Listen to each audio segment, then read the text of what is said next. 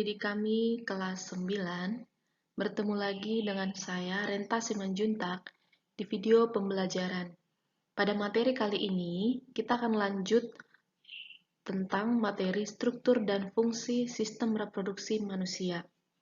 Nah, kita sama-sama tahu bahwa reproduksi pada manusia terjadi secara seksual, yaitu adanya pertemuan sel kelamin yang akan menghasilkan calon individu baru yang disebut dengan zigot, ya. Nah, sel kelamin pada manusia itu tersusun atas sel kelamin laki-laki dan sel kelamin perempuan.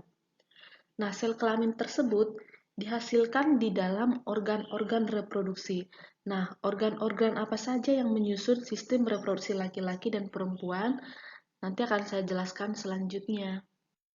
Baik, anak didik kami, sekarang kita lanjut materinya yaitu organ reproduksi laki-laki, ya. Mari kita lihat sama-sama gambar yang ada di layar. Itu adalah gambar dari organ reproduksi laki-laki, di mana sistem reproduksi laki-laki ini berfungsi untuk menghasilkan sel kelamin jantan yang disebut sel sperma. Oke. Nah, dari gambar, sistem reproduksi pria ini itu terdiri atas kelenjar-kelenjar dan saluran-saluran yang tujuannya adalah untuk mengeluarkan sperma. Baik, secara umum, organ reproduksi laki-laki itu terdiri atas dua bagian, yaitu organ reproduksi luar dan organ reproduksi dalam. Kalau dikatakan organ reproduksi luar, itu terdiri dari penis dan skrotum. Dari kami dapat lihat pada gambar yang mana penis, yang mana skrotum, ya.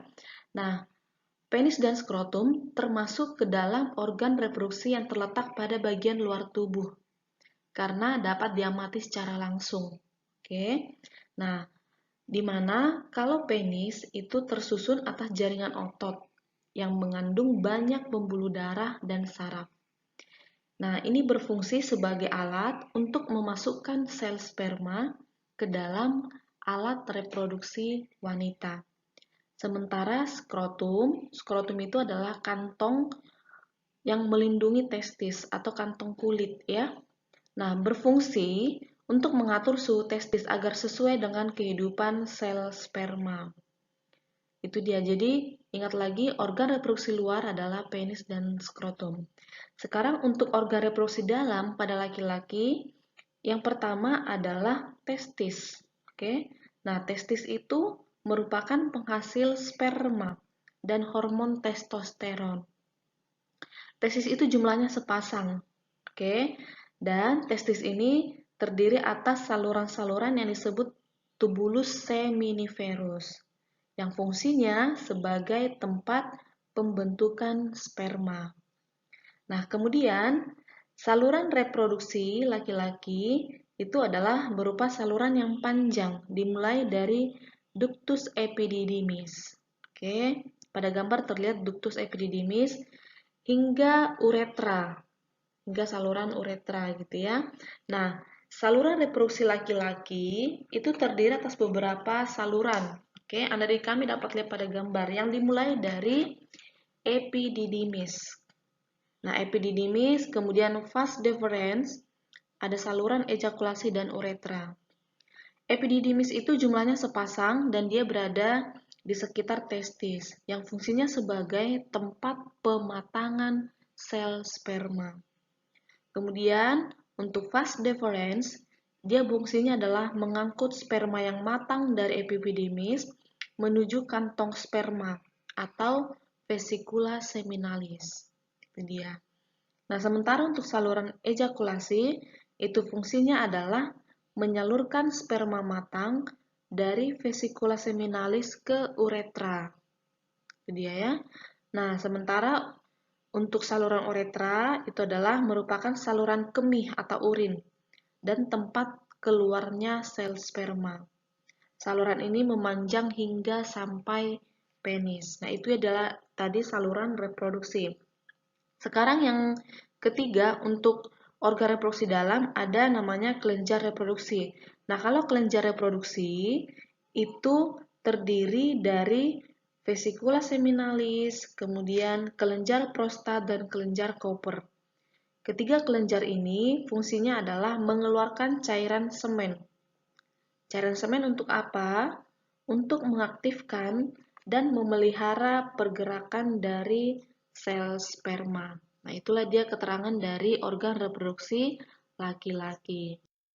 Nah, sekarang pada layar Anda kami dapat melihat keterangan dari bagian-bagian organ reproduksi laki-laki yang sudah saya jelaskan tadi. Oke. Nah, gambar yang tadi dapat anak didik kami gambar di buku catatan ataupun di print. Kemudian untuk keterangannya dan fungsi-fungsi dari bagian organ reproduksi laki-laki, anak didik kami dapat lihat pada gambar. Di sini sudah tertulis ada penis, skrotum, testis, epididymis, vas deferens, uretra, vesicula seminalis, kelenjar prostat, dan kelenjar koper. Masing-masing sudah lengkap dengan fungsinya. Oke, dapat dicatat atau dilihat dengan baik-baik. Baik, anak didik kami sekarang kita lanjut pada organ reproduksi wanita. Nah, mari kita sama-sama melihat gambar yang ada di layar. Itu adalah gambar dari alat reproduksi pada wanita yang terdiri atas ada vagina, serviks atau leher rahim, kemudian ada uterus, ada tuba fallopi. Tuba fallopi adalah sering disebut dengan oviduk, kemudian ada ovarium atau indung telur. Baik, saya akan menjelaskan satu persatu bagian dari alat reproduksi pada wanita tersebut ya. Saya mulai dari vagina. Nah, vagina itu merupakan saluran akhir organ reproduksi yang terletak tepat di bawah serviks. Oke. Nah, vagina itu tersusun atas otot-otot yang elastis yang dilapisi selaput membran yang disebut dengan selaput darah. Nah, selaput darah itu merupakan selaput tipis yang tersusun atas pembuluh darah. Selaput darah itu dapat robek karena aktivitas membahayakan. Oleh karena itu, bagi kaum perempuan kita harus mengetahui bahwa Tuhan menganugerahkan selaput darah pada perempuan itu bukan tanpa tujuan. Nah, tujuannya adalah agar kaum para wanita dapat menjaga diri untuk tidak melakukan aktivitas yang membahayakan ataupun melanggar norma agama. Oleh karena itu, sudah sepatutnya kita, terkhusus bagi para wanita, harus sepatutnya kita bersyukur atas anugerah Tuhan ini dengan rajin beribadah dan menjaga diri dari tindakan-tindakan yang berbahaya. Nah, vagina ini berfungsi sebagai saluran untuk aliran darah saat menstruasi dan jalan lahirnya bayi. Nah, pada saat bayi akan dilahirkan, akan terjadi kontraksi otot-otot dinding rahim. Oke, sehingga bayi dapat terdorong keluar. Nah, lahirnya seorang bayi itu adalah merupakan perjuangan berat bagi seorang ibu. Oleh karena itu, sudah sewajarnya kalau kita atau terus kamu, anak didik kami harus selalu menghormati dan berbakti kepada ibumu, ya. Baik, sekarang saya lanjut ke organ bagian yang kedua, yaitu serviks atau sering disebut leher rahim.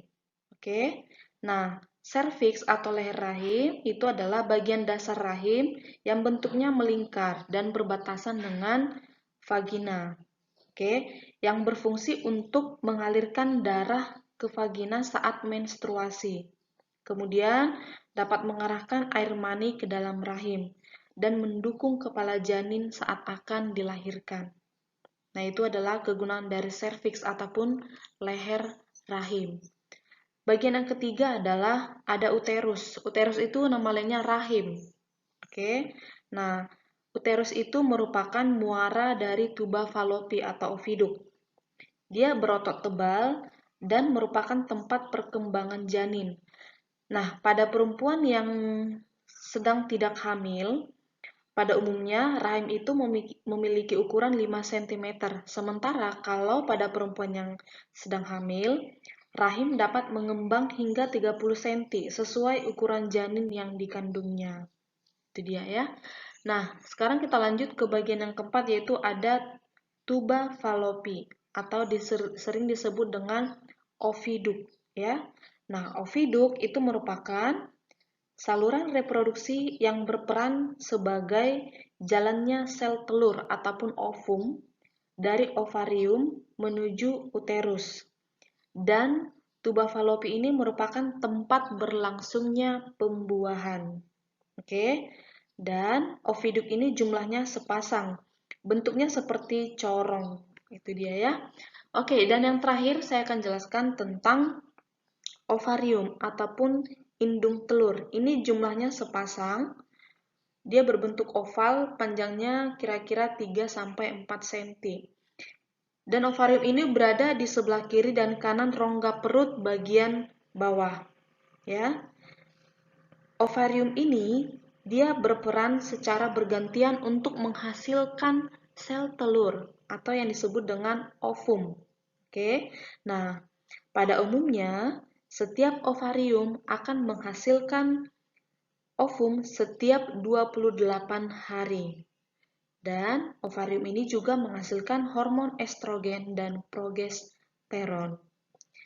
Kedua hormon ini fungsinya adalah mengatur siklus menstruasi dan dapat mengatur perkembangan ciri-ciri kelamin sekunder pada perempuan.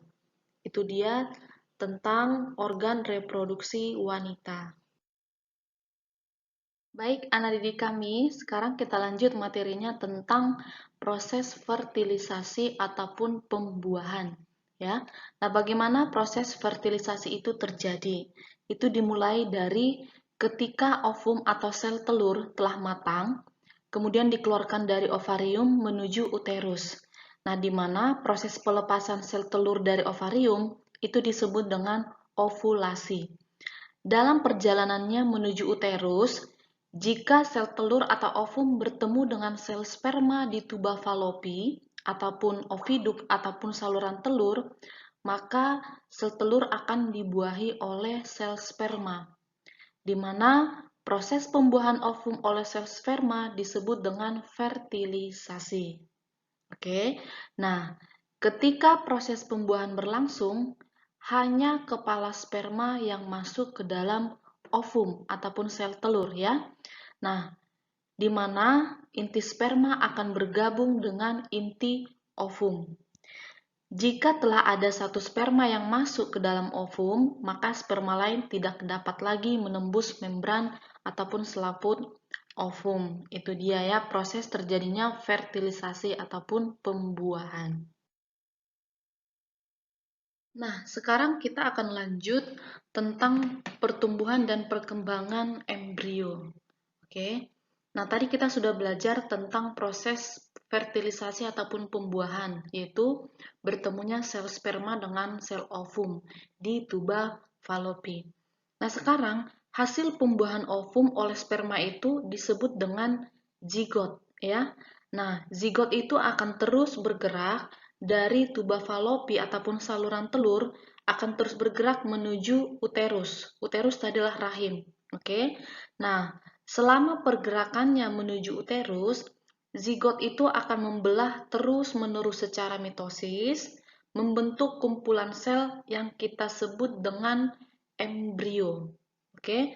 Nah, perubahan dari zigot menjadi embrio dan pergerakannya menuju uterus atau rahim itu membutuhkan waktu sekitar 5 hari.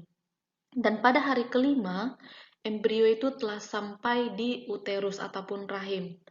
Nah, pada hari ketujuh, embrio akan menempel pada dinding uterus atau dinding rahim. Nah, itulah proses mulai dari pembuahan, kemudian pertumbuhan dan perkembangan embrio. Nah, anak didik kami sekarang pada layar terlihat gambar proses perkembangan zigot setelah fertilisasi sampai menempel pada dinding uterus atau dinding rahim. Oke, nah tadi sudah saya jelaskan, sekarang ini adalah gambarnya. Dimulai dari ovarium, kemudian terjadi ovulasi atau pelepasan sel telur dari ovarium, kemudian menuju tuba falopi, kemudian pada tuba falopi atau saluran telur, sel sperma bertemu dengan sel telur, kemudian terjadi fertilisasi, setelah itu maka akan terbentuk zigot. Nah, pada gambar ini perkembangan zigot menjadi embrio itu sudah ada digambar sampai nanti embrio menempel pada dinding uterus. Inilah gambar secara keseluruhan, mulai dari proses lepasan sel telur sampai dengan menjadi embrio pada dinding rahim. Itu dia. Anak didik kami, sekarang kita lanjut dengan materi siklus haid ataupun siklus menstruasi ya.